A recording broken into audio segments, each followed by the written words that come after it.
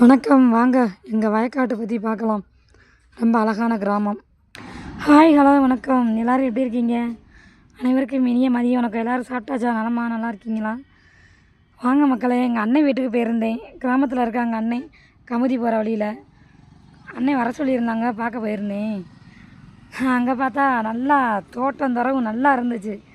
சரி, நம்மளோட உறவுகளுக்கு கண்டிப்பாக காமிப்போன்ட்டு தான் நான் ஒரு வீடியோ எடுத்தேன். அண்ணன் வந்து கொத்தவரங்காய் நாற்று பாவியிருக்காங்க. குண்டால் வந்து 19,000 இப்போ ரேட்டு போகுது. அதனால் அண்ணன் வந்து இப்போ அதை பண்ணியிருக்காங்க. கிணத்துல தண்ணி நல்லா நிறையா கிடந்துச்சு மக்களே. சரி, ஒரு வீடியோ எடுப்போன்ட்டு எடுத்துட்டேன்.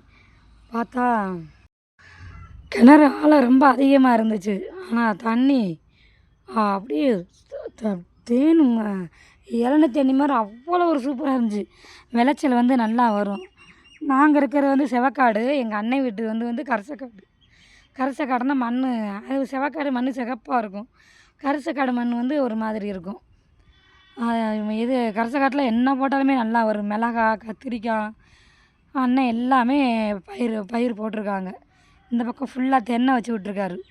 இந்த ஓரம் ஃபுல்லாக தென்னை வச்சு விட்ருக்காங்க. வீட்டுக்கு பின்னாடி தென்னை, இங்கிட்டு சைடில் ஃபுல்லாக தென்னை வச்சு விட்ருக்காங்க. ஒவ்வொரு மரத்துலேயும் பார்த்தா மக்களே தேங்காய் ஒரு மரத்துக்கும் கிட்டத்தட்ட 50 காய் 60 காய் இருக்கும் போல். அப்படி நல்லா பிடிச்சிருக்கு. பின்னாடி இந்த ஓரம் பூரா வாழை வச்சு விட்ருந்தாங்க. கொய்யா மரம் இருந்துச்சு, சப்போட்டா மரம் இருந்துச்சு. அண்ணன் வீட்டுக்கு பின்னாடி நல்லா இருந்துச்சு. இப்படி கிராமத்தில் வந்து தோட்டத்து வீடு வந்து எல்லாருமே பார்த்துருப்போம். ஆனால் நான் வந்து டிவியில் பார்க்குறோம். அண்ணன் வீடு உண்மையிலே வந்துட்டு ஊருக்குள்ளே ஒரு வீடு இருக்குது, இங்கே தோட்டத்தில் ஒரு வீடு இருக்குது. தோட்டத்தில் இருக்க வீடு சூப்பராக இருந்துச்சு. தண்ணி அருமையாக இளநீர் தண்ணீர் மாதிரி செம்மையாக இருந்துச்சு.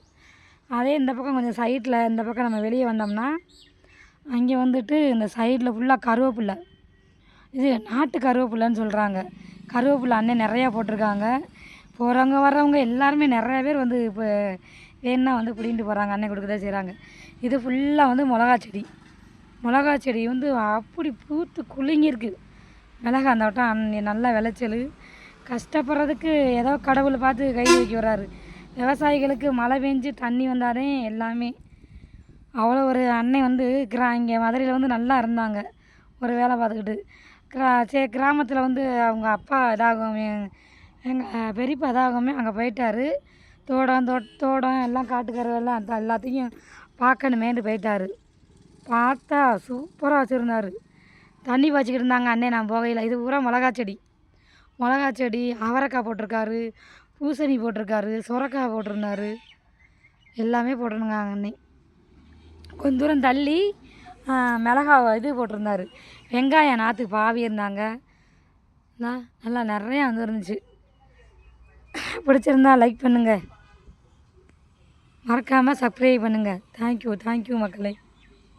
வெங்காயம், சின்ன வெங்காயம் நிறையா இது பண்ணி போட்டிருந்தாங்க. அது ஃபுல்லாமே அந்த இது கட் பண்ண வேண்டியது இருக்குது. அதெல்லாம் இது பண்ணிவிட்டு அப்புறம் தான் அதை நாங்கள் நிறையா பேர் போயிருந்தோம். காரில் 5-6 பேர் போயிருந்தோம்.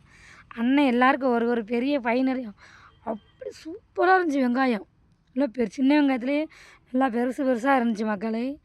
அண்ணன் பை நிறையா வெங்காயம், மிளகாய், தக்காளி, கத்திரிக்காய், கருவேப்பிலை எல்லாமே கொடுத்து விட்டுருந்தாங்க. பப்பாளி